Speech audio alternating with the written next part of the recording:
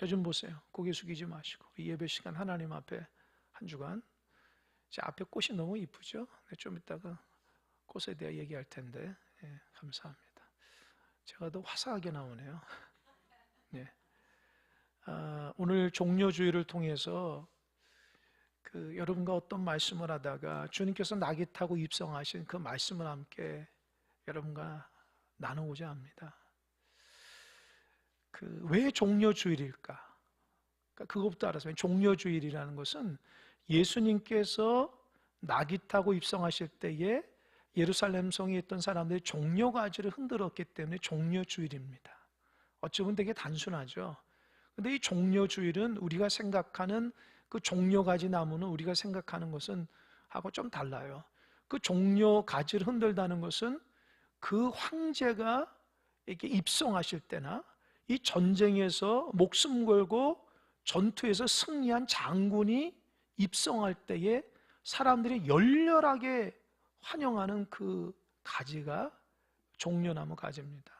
여러분 TV에서 보였지만 저기 북한에 있는 그 행사할 때 사람들이 막 꽃을 흔들면서 막 어떤 사람 눈물을 흘리면서 하잖아요. 그거가 똑같은 거예요. 정말 온 마음과 정성을 다해서 이 메시아가 되신 하나님의 아들 예수께서 입성하실 때 사람들에게 종려가지를 흔들었기 때문에 환영한다는 의미가 있습니다. 그런데 여러분, 그렇게 환영하는데 하필이면 예수님이 낙이 새끼를 타고 오신 거예요. 여러분, 보통 왕이나 군인이, 장군이 입성할 때는 에쿠스를 탑니다. 여러분, 에쿠스가 차라고 생각하면 안 돼요. 우리 현대에서 나온 현대 에쿠스죠. 예. 그건 사실은 로마에 가면은 백마를 에쿠스라고 해요. 아주 왕이 타는 말, 이 장군이 타는 말, 아주 멋진 백마를 에쿠스라는데 그런 에쿠스를 타고 옵니다. 근데 예수님은 가장 초라한 낙이 새끼를 타고 오셨거든요. 이유가 뭘까?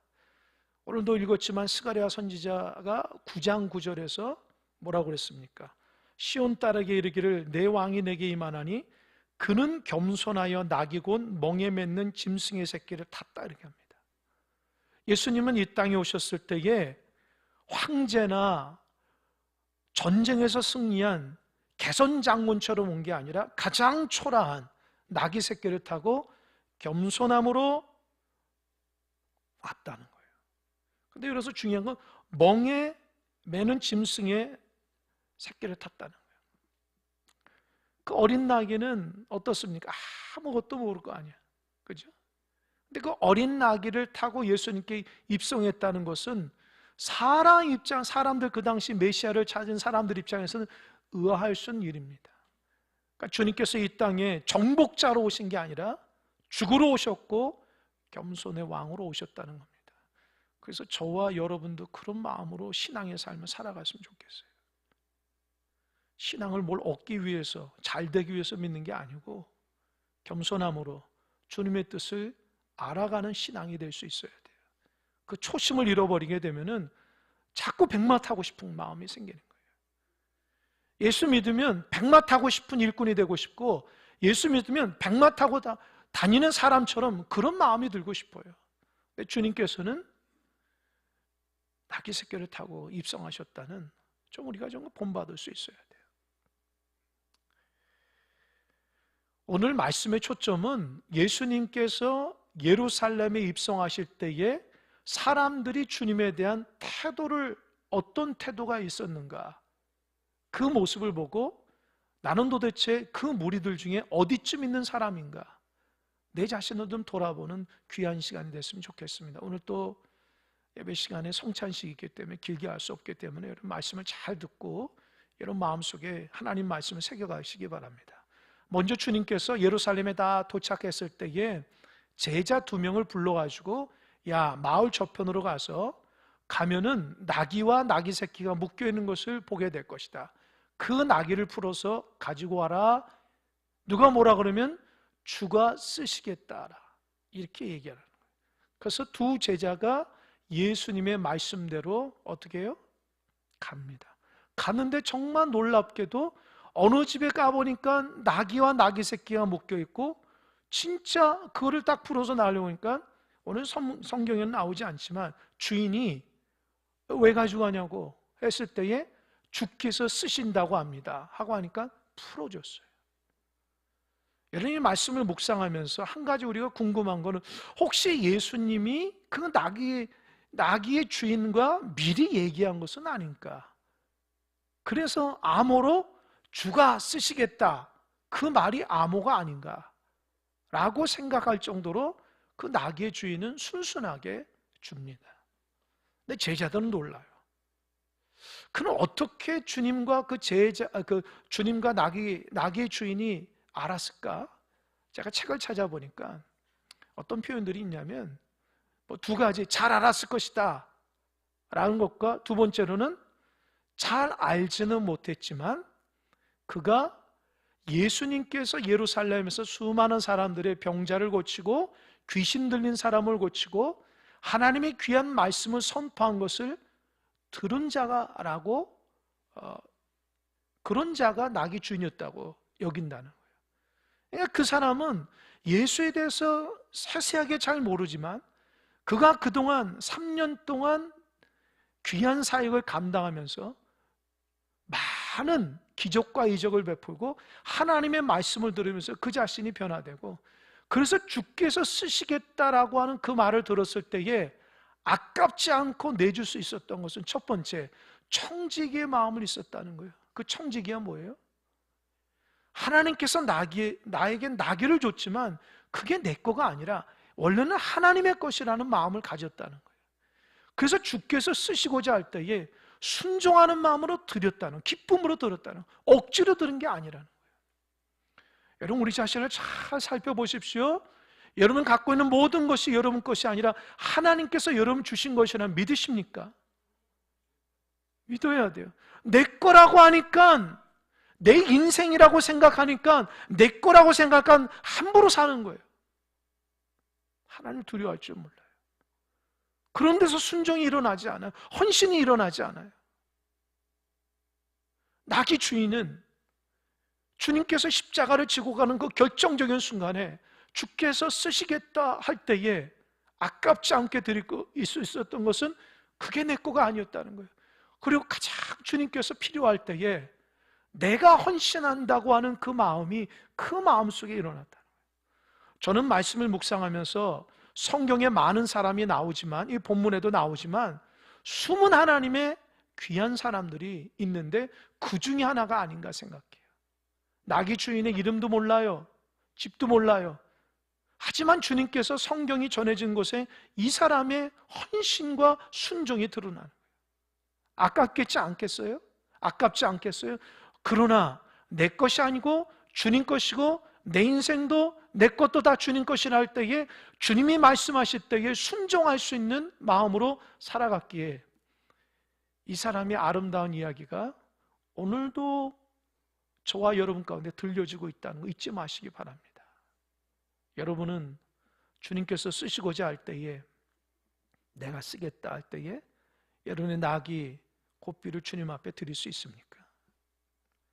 주님 안 돼요, 이거 내 거예요, 그렇게 하시겠습니까? 주님이 쓰시고자 한다면 주님 가져가십시오. 여러분 마음속에 그런 순종과 귀한 헌신의 마음이 있습니까? 한번 돌아보는 시간들이 됐으면 좋겠어요. 두 번째로는 그 나귀를 가져온 제자들이 그 나귀 새끼 위에다가 자기 옷을 벗어서 안장을 만듭니다.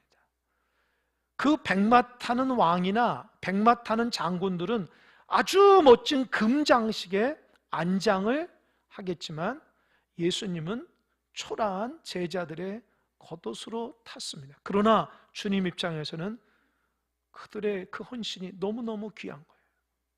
그 어떤 금장식의 안장을 하는 것보다도 그들이 자발적으로 주님 앞에 그 겉옷을 펼쳐서 주님의 그 나귀 위에 타신 그 나귀에 안장을 했다는 것이 주님 입장에서는 얼마나 감동인지 모릅니다. 여러분, 하나님 앞에도 마찬가지예요. 큰 것 헌신하지 마시고, 그렇게 하려고 하지 마시고, 내 삶 가운데 작은 것이라도 하나님 앞에 헌신하는 그런 삶을 살아가는 은혜가 있길 바랍니다. 하나님이 우리에게 어떤 분이세요? 생명의 구원자를 입은 그렇게 얘기하면서도 왜 욕심부리며 살아갑니까? 작은 것 하나라도 주님께 드릴 수 없는데 어떻게 큰 것을 드릴 수 있어요? 내 인생이 하나님의 것이라는 믿음의 고백이 없는데 어떻게 내가 주님 앞에 쓰임받을 수 있겠습니까? 이제껏 살아온 것도 하나님의 은혜임을 고백하십니까? 건강한 것도, 가족도 지켜주시고 주님의 몸된 교회도 지켜주시고 부족하지만 직장의 삶을 살아갈 수 있다는 것에 대해서 감사하고, 이런 그런 마음들이 마음속에 일어나야 돼요. 하나님이 하시고자 하면 높일 수도 있고 하나님이 하시면 낮출 수도 있다는 거 잊지 마시기 바랍니다. 제자들은 시켜서 한 게 아니에요. 자기 스스로 주님께서 낙에 타고 예루살렘에 입성하실 때에 자기가 할 수 있는 작은 헌신이라도 자기의 겉옷을 벗어서 주님의 그 앉은 그 안장에 주님께 헌신할 수 있었다는 거예요. 여러분, 저와 여러분이 주님 앞에 그런 모습으로 헌신하는 사람들 되시기 바랍니다. 시켜서가 아니라 주님, 내 옷을 벗습니다. 주님 이후에 앉으십시오. 시켜서 하는 게 아니라 그런 헌신들이 하나님의 기쁨입니다. 또 한 가지는 어떤 무리가 있었냐? 주님께서 이 나귀를 타고 입성하실 때에 사람들이 각자마다 옷을 벗어서 주님 앞에 카펫을 깔아주는 거예요. 여러분, 영화라고 생각해 보세요. 요즘에 뭐 왕에 관련된 영화가 굉장히 인기가 많다고 하는데, 생각해 보세요. 왕이 나귀를 타고 가는데, 아니 예수님이 나귀를 타고 가는데 사람들이 자발적으로 자기 옷을 벗어서 이렇게 하는 거예요. 여러분, 그 당시에, 예수님 당시에 사람들이 입고 다신 입는 옷은 뭐 영화에서도 봤지만 지금 이것처럼 원피스 같은 거예요. 그래서 중간에 이제 허리를 딱 묶고. 여러분, 옷이라는 것은 그 사람의 신분을 의미합니다. 경찰관은 경찰관 복을 입잖아요. 군인은 군복을 입고 법관은 법복을 입습니다. 그래서 그 옷이 그 사람이 어떤 사람을 알 수 있어요. 그 사람들은 또 한 가지 그 옷이 재산이었어요.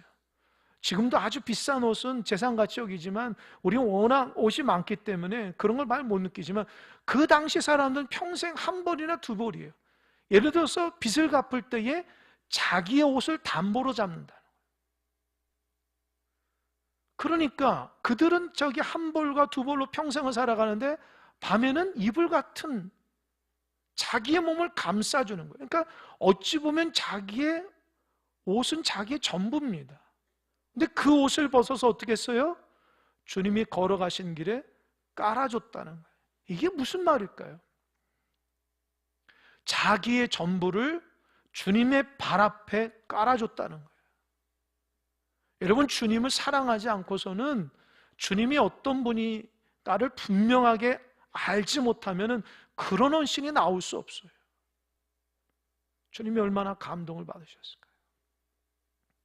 이 사람들이 옷을 벗을 때에 다른 사람들이 혹시 뭐 이렇게 창피하다는 그런 느낌을 받을 수 있었을 거예요. 그러나 창피한 게 어디 있어요? 메시아 대신 예수가 지금 예루살렘에 입성하는데 그때에 맞춰서 내가 할 수 있는 최선을 다해 나의 최고를 벗어서 주님의 발 앞에 드릴 수 있는 그 헌신. 우리는 주님께서 가시는 길에 나의 겉옷을 벗어줄 수 있는 헌신이 있는가 생각해 보십시오. 이 겉옷이라는 것은 어떤 사람은 자존심처럼 느끼는 것이 있어요. 굽히지 못한 자기 자존심. 어떤 사람은 자기가 진짜 좋아하는 돈일 수 있어요. 어떤 사람에게는 명예일 수 있어요. 어떤 사람에게서 내가 제일 좋아하는 그 어떤 것이, 그거를 주님 앞에 벗어서 내줄 수 있다는 것은 자기 전부를 주님 앞에 드릴 수 있다는 거예요. 여러분, 그런 마음으로 신앙의 삶을 살아가고 있습니까? 아니면 주님, 나 이거 더 주세요, 오히려 욕심부리며 살아갑니까? 주님이 마지막 예루살렘 입성하셔서 나를 위해서 십자가 달리는 그 순간에 내가 할 수 있는 헌신이 무엇인가를 생각하는 시간이 됐으면 좋겠습니다. 신앙생활에도 헌신을 모르며 살아가는 사람들이 많이 있습니다. 그 헌신이 무엇인지 모르고 방황하는 사람도 있고, 주님이 어떤 분이 알면서도 하나님 앞에 마음을 들이지 못하고 겉모양만 드리는 사람도 있습니다. 그래도 여러분 보십시오. 하나님께서 여러분을 부르셔서 예배할 수 있다는 것, 그 자체가 은혜 아닙니까? 사람들은 그 사람의 마음과 생각을 모르지만 주님은 속속들이 알면서도 주님의 다 용납해서 오늘 예배하고 있다는 게 얼마나 감사합니까? 한 주간 동안 죄를 지은 사람도 있을 것이고 한 주간 동안 잘못된 삶을 살아간 사람도 있을 것인데 주님께서 그 죄를 드러내지 않고 주님께서 오늘 부르셔서 주님 앞에 예배할 수 있다는 그 자체가 얼마나 감사합니까? 그게 은혜 아닙니까? 그 은혜를 알면 내가 하나님 앞에 드릴 수 있는 것이 뭔가, 내 겉옷을 벗어서 드릴 수 있는, 주님의 가는 길에 내 겉옷을 벗어 드릴 수 있는 그런 마음의 헌신이 있는가를 생각해 보십시오. 신앙생활에도 조금 더 헌신할 줄 모르는 사람들이 있어요. 안 됩니다. 주님의 은혜를 경험하는 자들이 있으면 그 은혜 가운데 살아가는 은혜가 있길 바랍니다. 또 한 무리는 사람들이 자기의 옷을 펼쳐서 예수님이 걸어가는 길에 카펫을 깔은 사람도 있고, 그 주님께서 나귀 타고 타고 가실 때에 앞뒤에서 호산나 호산나 외친 사람들이 있습니다. 오늘 본문을 보면 이렇게 얘기합니다. 9절입니다. 9절 한번 읽어보겠습니다. 다 같이 9절 시작. 앞에서 가고 뒤에서 따르는 무리가 소리 높여 이르되 호산나 다윗의 자손이여 찬송하리로다. 주의 이름으로 오시는 이여 가장 높은 곳에서 호산나 하더라. 호산나 호산나 했다는 거예요. 여러분 이 9절의 장면을 보면은 사람들이 찬양하는 것처럼 느낄 수 있지만, 여러분 호산나라는 뜻을 알면 그렇게 반응 안 하는 거예요. 여러분 호산나라는 뜻이 뭡니까? 영어로 말하자면 save us예요. 우리를 구해달라고요. 우리를 구해달라. 다른 말은 help me, 나 도와주세요. 그러니까 호산나 다윗의 자손이여 라고 막 하는 것이 사실은 찬양이 아니라 절규예요. 절규. 주님이 이 땅에 메시아로인데 내가 너무 힘듭니다. 주님, 나를 불쌍히 여겨달라고 외치는 거예요. 자막됐습니다. 그 당시를 보면은 그 유대는 로마가 지금 점령하고 있어요. 그러니까 로마의 지배를 당하는 아주 힘들고 어려운 삶을 살아가고 있습니다. 유대의 위정자들은 백성들을 아랑곳지 않은 수탈하기 바쁩니다. 세금 거두기 바쁩니다. 착취하기 바쁩니다. 또 종교 지도자들은 그들을 하나님의 이름으로 위로하고 축복해서 하나님의 뜻대로 살아가야 되는데 하나님의 이름으로 그들을 착취하기 시작합니다. 그 당시 백성들은 어디에다 마음을 둘까요? 둘 데가 없는 거예요. 너무너무 힘든 거예요.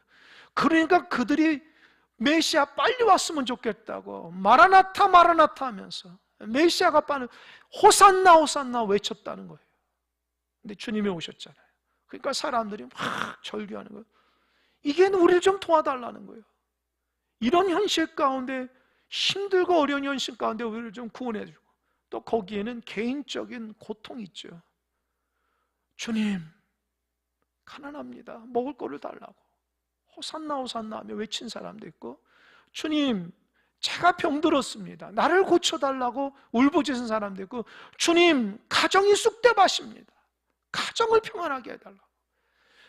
여러 가지 어려움과 고통 가운데 하나님께 호산나 호산나 하면서 외친 사람들이 있다는 거예요. 여러분 어렵고 힘들 때 하나님 앞에 호산나 하고 외칩니까? 아니면 그 어려움을 가지고 끙끙 매십니까? 왜 혼자 해결하려고 그래요? 하나님 앞에 기도하면 하나님께서 이끌어 주시는데 왜 쓸데없는 걱정과 염려 가운데 하나님 앞에 부르짖지도 않으면서 세상에 5만 가지 근심과 걱정을 왜 혼자 짊어지려고 합니까? 그런 능력과 힘도 없으면서. 도대체 신앙이 뭐예요? 하나님 의지하는 거잖아요. 하나님을 의지해야지 왜 하나님 의지하지 않고 여러분의 인생의 문제를 여러분이 함부로 하려 하십니까? 여러분 삶의 주인이 누구십니까? 하나님이세요. 하나님 없이 내가 잘 산다고 하는 신앙생활 할 이유가 있습니까? 하나님 없이도 내가 잘 산다면 우리 신앙생활 할 이유가 어디 있어요? 저나 여러분이나 너무 연약하고 부족해서 쓰러지고 하나님의 은혜가 없이는 한순간도 살아갈 수 없다고 고백하는 자들 아닙니까? 그 소리가 날마다 호산나. 주여 불쌍히 여겨달라. 주여 우리를 불쌍히 여겨주십시오. 주여 이 시대의 아픔을 아시는 아버지 하나님, 주여 우리 가정의 고통을 아시는 아버지 하나님, 주여 나의 연약함을 아시는 아버지 하나님, 그렇게 부르짖는 여러분 되시길 바랍니다.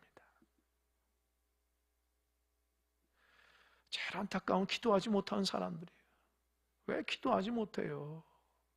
하나님 응답하는데 왜 자기 인생을 자기가 마음대로 삽니까? 하나님께서 여러분의 삶을 이끌어 주셔야지.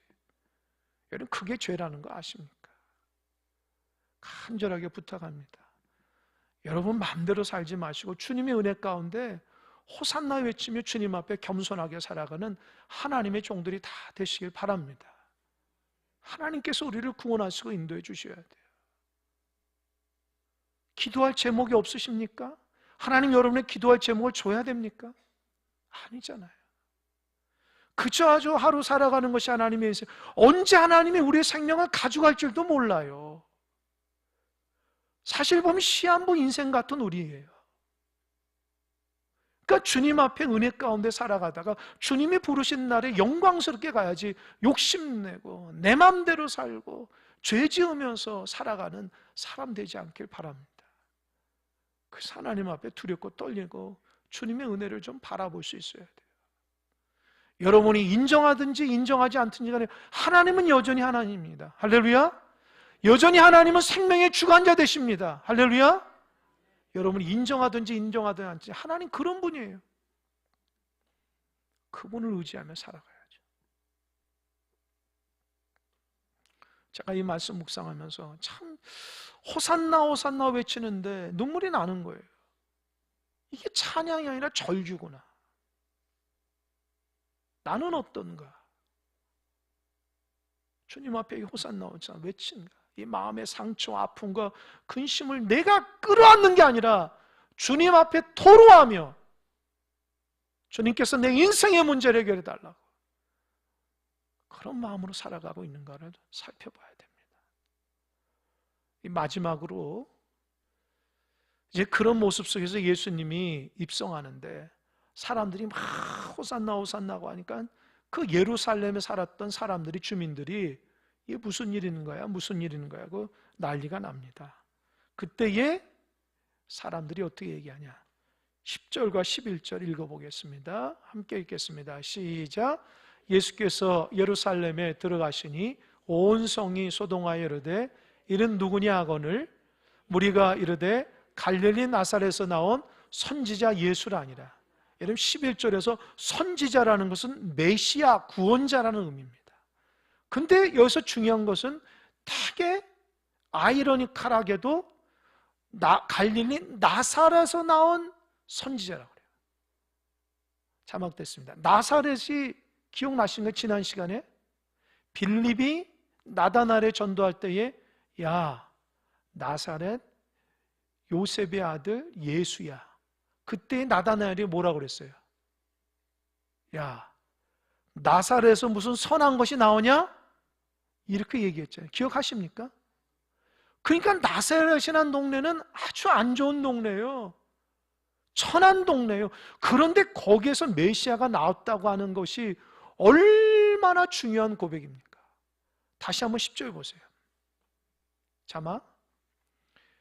예루살렘의 온 성에 소동하여 이는 누구냐? 이는 누구냐 하는 사람은 예루살렘에 살고 있는 사람, 되게 좋은 동네에 살고 있는 사람, 자부심을 느끼며 살아가는 사람이에요. 그러면 11절 한번 보세요. 무리가 이르되 갈릴리 나사렛에서 나온 선지, 이 무리는 누구겠어요? 예루살렘을 쫓아왔던 갈릴리로부터 쫓아온 사람들이라는 거예요. 자막됐습니다. 여러분, 누가 여러분에게 당신이 믿는 예수가 누구냐라고 말했을 때에 어떻게 고백하실 거예요? 예수 믿으면 복 받고 부자 되고 건강하고 내가 잘 돼, 이렇게 얘기할 거예요?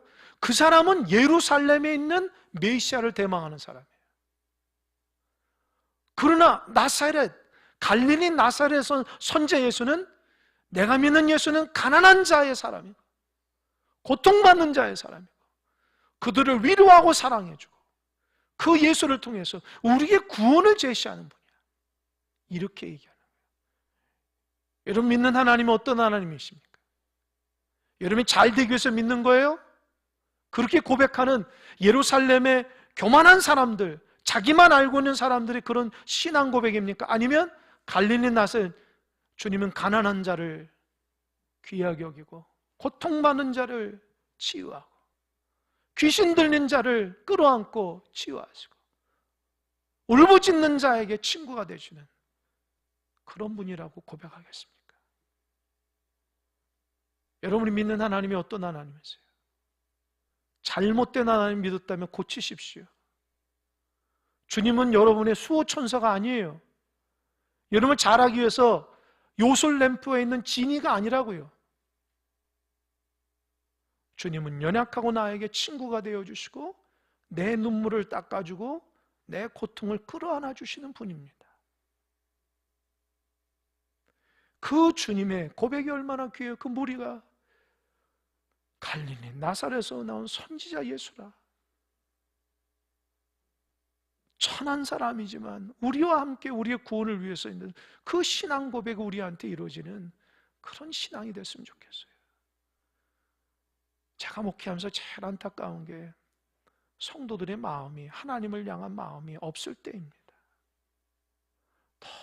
너무 마음이 붕 떠 있고 하나님의 뜻을 알기보다도 자기 자신의 나름대로 신앙생활 하려고 몸부림치고 하나님의 말씀 앞에 조금이라도 순종하고 헌신하는 마음으로 신앙적 삶을 살아가는 것이 아니라 하나님 말씀을 권면해도 듣질 않고 하나님 앞에 자기 마음을 호산나 호산나 외치며 하나님 앞에 그 자기 자신의 연약감을 드러내는 그런 신앙의 삶을 살아가야 되는데 그러지 못할 때가 안타까울 때 있어요.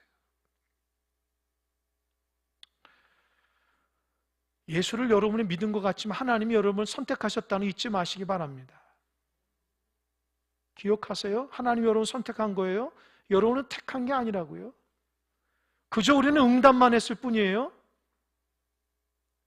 우리가 잘해서 신앙생활하는 게 아닙니다. 구원받은 게 아닙니다. 주님의 은혜가 우리에게 임했고 우리는 아멘으로 받았기 때문에 하나님 백성이 된 거예요. 그걸 모르면 안 돼요. 주가 쓰시겠다. 어린 나귀도 그렇게 고통 가운데 그 어린 나귀도 주님께서 쓰신다고 하는 그 마음이 우리 가운데 어떤 마음이 임해야 되냐? 제가 말씀을 준비하면서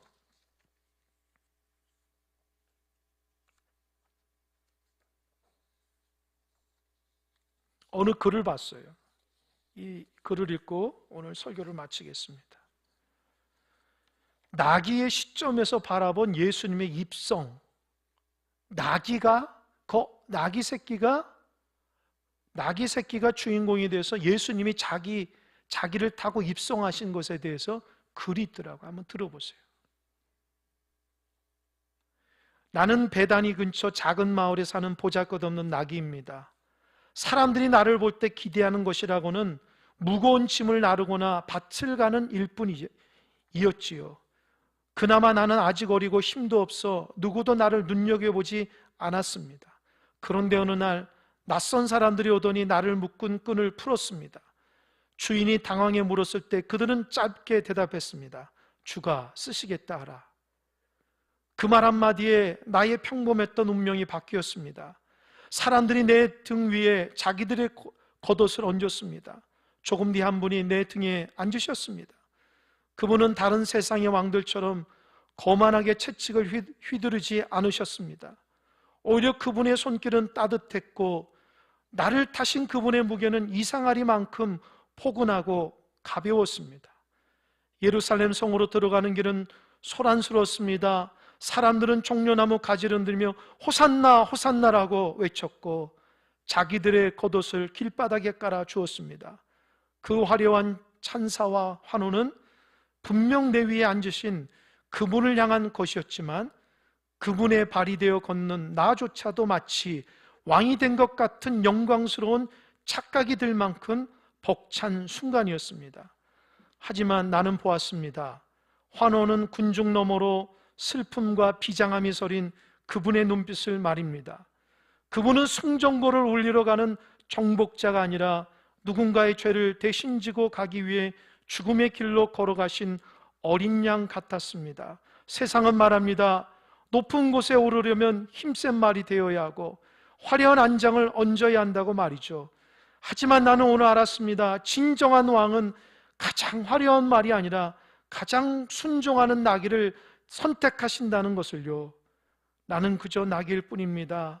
나에게는 이분을 왕으로 모실 만한 화려한 장식도 튼튼한 근육도 없습니다. 하지만 주님이 쓰시겠다 말씀하실 때에 내 등을 내어드린 것만으로도 나는 세상에서 가장 영광스러운 길을 걷는 존재가 되었습니다.